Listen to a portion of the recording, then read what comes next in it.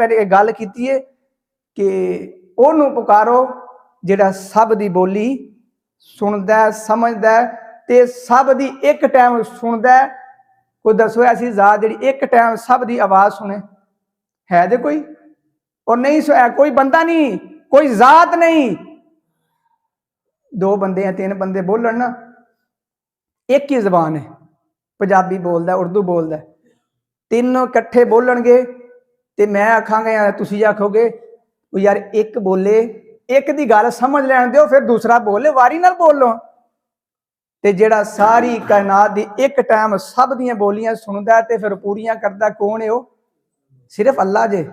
एक वक्त एक टाइम ना एक शायद तुसी सुने होने बुनेर दे अंदर मैं एक पढ़ रहा सी, बुनेर दे अंदर दो पीर ने, एक शायद पीर पता किस तरह नाम है, एक दीवाना पीर ते एक दूसरा एक पीर साहब ने। ते उत्थे जाके ना एक बंदा पंजाब के अंदर गया ते पंजाब के अंदर जाके ना दवा मंगता पे, पीर साहब मेरी यह मुराद पूरी कर दो, यह भी कर दो, यह भी मांग रहा है। पिछों एक पश्तून गया पठान, उन्हें पिछों हथ रख के उन्हें आख्या वो यार ये पीर साहब ने पंजाबी को नहीं आती सी, ये पीर साहब न पश्तो आती है, जे मंगना ही जाके जा पंजाब के अंदर जाके मंग, जिन्होंने पंजाबी आती है, जिन्होंने पश्तो नहीं पश्तो आती है ते पंजाबी नहीं आती, तू ओदे कोल आ गया। ते सब दी जबान सुनने वाला समझने वाला सिर्फ कौन है? अल्लाह। ते फिर मंगना किदे कोलों है? अल्लाह कोलों। अल्लाह दा कुरान क्या फरमाया? आइए सूरत रात के अंदर भी अल्लाह जुल जलाले वाल इकराम ने बड़ी प्यारी बात की है, वो बात करके अपनी बात खत्म करना। क्या फरमाया? फरमाया लाहू दावतुल हक। क्या फरमाया? लाहू दावतुल हक। सूरत रात आयत नंबर 14 दे अपने घर जाके पढ़ियो, बड़ी प्यारी गल ते मिसाल अल्लाह ने बड़ी प्यारी दी है। फरमाया लाहू दावतुल हक, पुकार दा हक किनू में? सिर्फ अल्लाह नू में पुकारना। ते किनू पुकारना? पूरा कुरान पाक खोल लो, अल्लाह ने हर जगह एक है अल्लाह नू पुकारो, अल्लाह नू पुकारो। जिन्होंने तुसी पुकार दो अल्लाह तो अलावा वो मक्खी नहीं बना सकते, जिन्होंने तुसी अल्लाह तो अलावा पुकार दो सुन नहीं सकते, जिन्होंने अल्लाह तो अलावा तुसी पुकार दो वो क़यामत इनकार कर देवणगे। कुरान दी आयतां अपने घर जाके पढ़ो, एक आयत मनवा दो जिथे अल्लाह ने आख्या वे फलां को मंग लवो, नहीं आख्या। अल्लाह ने फरमाया पुकारना ते अल्लाह नू पुकारना। फिर सुर रात आयत नंबर 14 के अंदर क्या फरमाया? लाहू दावतुल हक, पुकार दा हक है ते सिर्फ अल्लाह कल्ले नू हक है, अल्लाह नू छड़ के किसी होर नू पुकारना जायज ही कोई नहीं।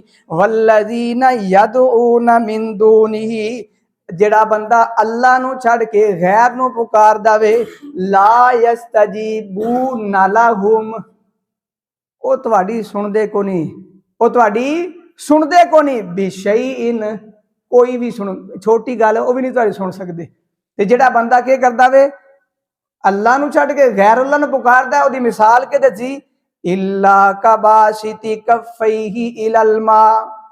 अल्लाह करीम फरमांदे ने एक बंदा पानी वाला अपने इंज हाथ फैलांदा है ते के कहंदा वे पानी मेरे मुंह में आ जावे, के कहंदा है हाथ फैला के इलल माई लियबलुगा फाहु फाहु व मा हुवा बिबालिगी, हाथ फैला के कहंदा पानी मेरे मुंह में आ जा, अगे जांदा नहीं, कोई बर्तन खूह में सड़दा नहीं, पानी कढ़दा नहीं, इंज खलो के कहंदा मेरे मुंह में पानी आ जाए।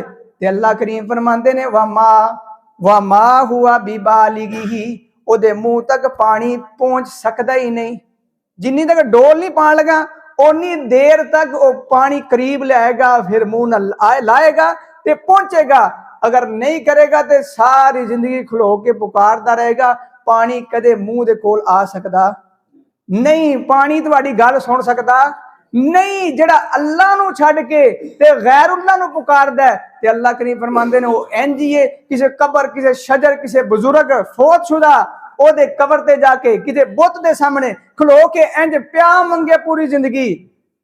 अल्लाह करीम फरमांदे ने वो तुहानू दे सकदे नहीं, दे सकते जब तक अपने अल्लाह नू नहीं पुकारोगे। मेरा अल्लाह सब दी जबान सुनने वाला, सब नू अता करने वाला है। और याद रखो कई बंदे ना बुजुर्गों ते बुहतान लांदे ने ते ओ कहंदे फिर की कहंदे ने ए भाबी नहीं मनदे बुजुर्गों नू।